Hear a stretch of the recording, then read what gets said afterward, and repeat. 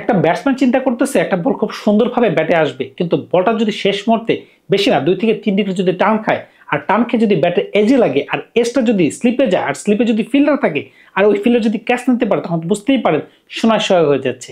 আবার যখন একজন অফ ব্রেক বলার একজন রাইট হ্যান্ড ব্যাটসম্যানকে বোলিং করতেছে, আর রাইট হ্যান্ড ব্যাটসম্যান যখন চিন্তা করতেছে এই বলটাকে মারা আমার জন্য খুব সহজ ব্যাপার, ব্যাটের সামনে বল, তিনি যখন এক ক্রস ব্যাট শট খেলতেছেন লেগ সাইডে, তখন তার ব্যাটে যদি বলটা থেকে বলটা উপরে উঠে যায় আর যদি একটা সুন্দর ক্যাচ হয়, এখানে কিন্তু ধরে নিতে হবে যে বলারের কিন্তু দুর্দান্ত দক্ষতা রয়েছে। আরেকজন ব্যাটসম্যান যখন একটা বলকে সুন্দরভাবে ডিফেন্স করতে চাইতেছে, কিন্তু কোনোভাবেই যেন ব্যাটে এবং প্যাডে বল না লেগে সরাসরি যদি স্ট্যাম্পে লেগে যায়, তখন বুঝতেই পারতেছেন বলার কোন চতুরের পরিচয় দিয়েছে। তারপরে একজন সেটেল ব্যাটসম্যান যে কিনা টি-20তে 40-এর উপরে খেলতেছে, তাকে যদি আপনি এমন একটা বল দেন লুপি বল, তিনি যদি লেগ সাইডে একটি শট খেলতে যান, কিন্তু লুপি বলটা আবার ব্যাটের উপরে লেগে একটা সুন্দরভাবে কটন বল হয়ে যায়। সুতরাং বুঝতেই পারতেছেন কোন ধরনের চতুরামি পরিচয় দিছে আমাদের শেখ মেহেদী, যে কিনা বাংলাদেশ দলের অন্তর্ভুক্ত ছিল কিন্তু তাকে আমরা খেলাই নাই। আমাদের কাছে গোলা ছিল কিন্তু সেই গোলা আমরা প্রয়োগ করে নাই, আমরা গোলা ছাড়াই যুদ্ধ করে যাচ্ছিলাম। কেন করতেছিলাম সেটা উত্তর আপনাদের কাছে জানা থাকলে আপনারা অবশ্যই কমেন্টস করে জানাবেন। দেখেন সারা বিশ্বে যদি আমরা একটু তাকাই, পাওয়ার প্লেতে বোলিং করতে পারে এই ধরনের বোলারদের সংখ্যা কিন্তু বেশি না। আমার নাম জানা মতে আকিল হোসেন আছে ওয়েস্ট ইন্ডিজে, শ্রীলঙ্কাতে আছে থিকসানা, বাংলাদেশের শেখ মেহেদী। এই ধরনের বলার যে কিনা আপনাকে পাওয়ার প্লেতে বোলিং করার অপশন এনে দিচ্ছে, এটা কিন্তু একটা ভার্সিটি। তো এই ধরনের সুযোগ কিন্তু আপনি ইচ্ছা করলেই কাজে লাগাইতে পারতেছেন, যেহেতু আপনার কাছে অপরচুনিটি রয়েছে। কিন্তু আমরা একটু এক্সট্রা বেনিফিট ব্যাটিং থেকে আসার জন্য আমরা তাকে বেঞ্চে বসায় রাখলাম। ফলে কি হলো, আমাদের বোলিং কিন্তু দুর্বল হয়ে যাচ্ছে। এটা কিন্তু কোনোভাবেই কাম্য না। একটা দল কিন্তু তখনই পাওয়ারফুল হবে যখন আপনি উইকেট নিতে পারবেন। টি-20 ম্যাচ এমন একটা ম্যাচ, আপনাকে যেভাবে হোক রান রুখতে হবে। রান যদি আপনি আটকাতে চান তাহলে আপনাকে উইকেট নিতে হবে। আর আপনার কাছে যদি উইকেট টেকিং বলার থাকে আর যদি সেটা আপনি প্রয়োগ না করেন, তাহলে এই ব্যর্থতার দায় কিন্তু আপনাকে নিতে হবে। শেখ মেহেদী আজকে যে ধরনের বোলিং করছেন, 4 ওভার 11টি রান, 4টি উইকেট, 1টি মেডেল, সুতরাং বুঝতেই পারতেছেন দুর্দান্ত বোলিং করছেন।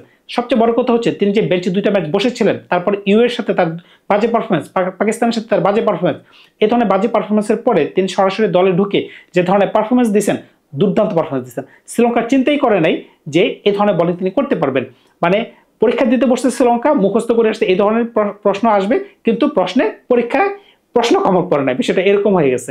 বুঝতে পারতেছেন যে শ্রীলঙ্কা কেন আজকে করতে পড়ে গেছে। তা আজকে বাংলাদেশের যে ভালো খেলা, বাংলাদেশের যে দুর্দান্ত বোলিং, যেই ধরনের বোলিং আজকে শেখ মেহেদী করছে, এই ধরনের বোলিং যেন শেখ মেহেদী আরো করতে পারে, এই জন্য তার জন্য শুভকামনা রইল। পাকিস্তান যে বাংলাদেশে আসতেছে, আমি মনে প্রাণে চাইবো যেন তিনি একটা ম্যাচও মিস না করে। আর বাংলাদেশের প্রেক্ষাপটে বা যে কোনো দেশের প্রেক্ষাপটে বলেন, ভাইস ক্যাপ্টেন কিভাবে দলের বাইরে বসে থাকে ভাই, একটু এক্সট্রা ব্যাটিং এর কারণে কিন্তু আমরা প্রপার একজন অলরাউন্ডারকে দল থেকে ছিটকে ফেলে দিতে দিয়েছিলাম। আমি বলতেছিলাম মেহেদী হাসান মিরাজের কথা। মেহেদী হাসান মিরাজ অবশ্যই ব্যাটিং এ একটু বেশি স্ট্রং, কিন্তু টি-20 হিসাব করতে গেলে এত স্ট্রং এর আমাদের প্রয়োজন নেই। কারণ কি, তিনি কিন্তু আবার বল বেশি খেয়ে ফেলে। শেখ মেহেদী যে পজিশনে নামেন, 7 নম্বর পজিশনে নামবেন, তিনি কিন্তু ওই সময় কিন্তু যথেষ্ট ক্যাপেবল, মোর দেন ক্যাপেবল আমি বলতে পারি। কিন্তু কথা হচ্ছে আমরা যদি উইকেট না নিতে পারি, মেহেদী হাসান মিরাজ কিন্তু 2টা ম্যাচ খেলছেন, 1টা উইকেট সম্ভবত নিয়েছেন, তাও লাকি 1টা উইকেট ছিল। বোলিং দিয়ে তিনি কোনো উইকেট দিতে পারেন নাই। তো বুঝতেই পারতেছেন যে আমি যে কয়েকদিন ধরে চিল্লাইতেছিলাম যে কেন আমরা তাকে দলে খেলাইতেছি না, আজকে কিন্তু আপনারা প্রমাণ পেয়ে গেলেন। তিনি কিন্তু দলে ঢুকে সাথে সাথে তিনি প্রমাণ দেখিয়ে দিলেন যে he is the finest bowler, তিনি বাংলাদেশের একজন গর্ব। সুতরাং ধন্যবাদ সবাইকে, ভালো থাকবেন আপনারা। তিনি যেন সামনে আরো ভালো পারফরমেন্স দিতে পারে সেই শুভকামনা রইল।